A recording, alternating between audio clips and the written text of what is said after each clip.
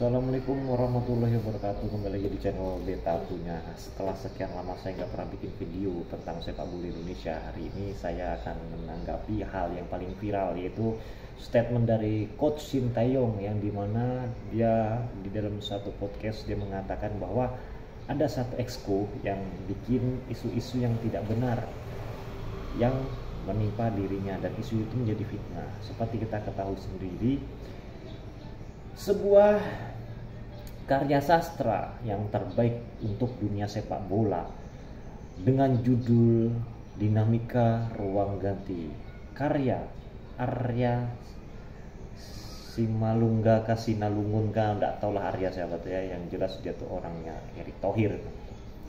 Jadi langsung aja kita bahas. Si Arya ini memang didesain sebagai pion oleh Pak Erick Thohir untuk dijadikan umpan peluru. Di dalam podcastnya dia bikin istilah-istilah, salah satunya adalah dinamika ruang ganti. Dibuat seolah-olah ada perselisihan antara STY dengan beberapa pemain hingga mengakibatkan Indonesia kalah melawan Cina di kualifikasi Piala Dunia ronde ketiga ketika Indonesia melawan Cina. Terlepas dari itu semua, ternyata itu semua adalah fitnah dan itu tidak benar. Sudah dibantah oleh Sintayong sendiri, yang di dalam salah satu podcast dia mengatakan itu semua tidak benar dan itu tidak pernah terjadi. Memang momen inilah yang ditunggu oleh para fans, ya, yang dimana para fans itu sebagian besar sudah menaruh harapan yang sangat besar kepada Sintayong agar bisa membawa timnas Indonesia ini ke level Piala Dunia seperti itu. Tapi terlepas dari itu semua, seperti yang kita lihat bahwa Pak Erick Thohir ini juga perlu popularitas. Dia ingin populer karena kepopuleran ini dijadikan tempat untuk wadah atau kendaraan politik, yang dimana Pak Erick Thohir juga berambisi menjadi salah satu calon presiden di pemilu 2029. Maka dari itu Pak Erick Thohir butuh kendaraan, yaitu sepak bola.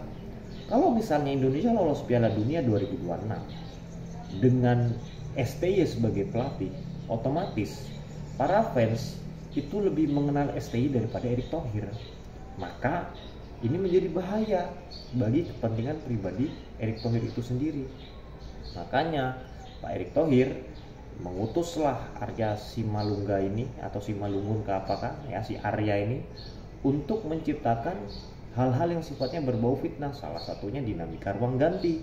Nah, dinamika ruang ganti ini dijadikan ajang fitnah seolah-olah ada permasalahan di dalam tubuh timnas Indonesia, padahal sama sekali tidak ada.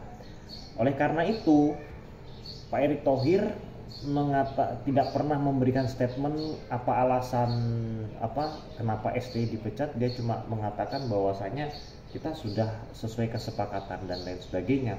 Terlepas dari itu semua, kita bisa ngambil sebuah kesimpulan bahwa si Arya ini hanya dijadikan pion untuk lempar isu-isu yang tidak benar, seolah-olah ada permasalahan di tubuh timnas Indonesia yang mengakibatkan timnas Indonesia kalah, dan itu menyebabkan Pak Erick Thohir tidak senang seperti itu. Padahal kalau dipikir-pikir, Pak Erick Thohir ini takut kalah populer daripada STY, karena secara taktikal sepak bola Indonesia itu terangkat ketika di era STY.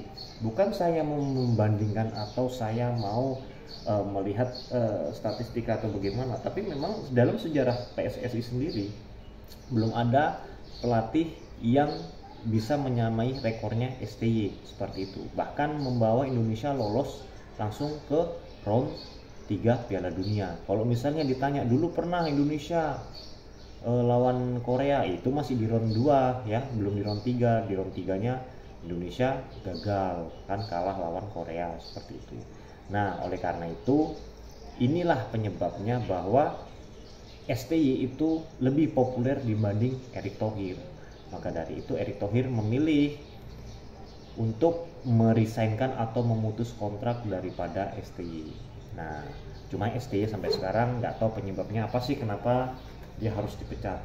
Terlepas dari itu semua, yang jelas STY sudah mengikhlaskan, dia juga menghargai keputusan Presiden Federasi, tapi tidak menutup kemungkinan STY jika suatu saat diminta kembali untuk melatih timnas Indonesia, dia juga mau.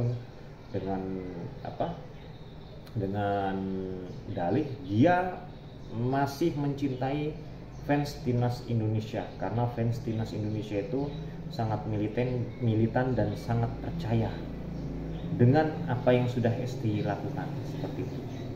Oke, terima kasih kalian sudah menonton video singkat ini yang durasinya nggak panjang, yang terlebih lagi setelah hampir 3 bulan saya nggak bikin video, akhirnya saya bikin video lagi tentang timnas Indonesia. Terima kasih kalian sudah menonton. Assalamualaikum warahmatullahi wabarakatuh.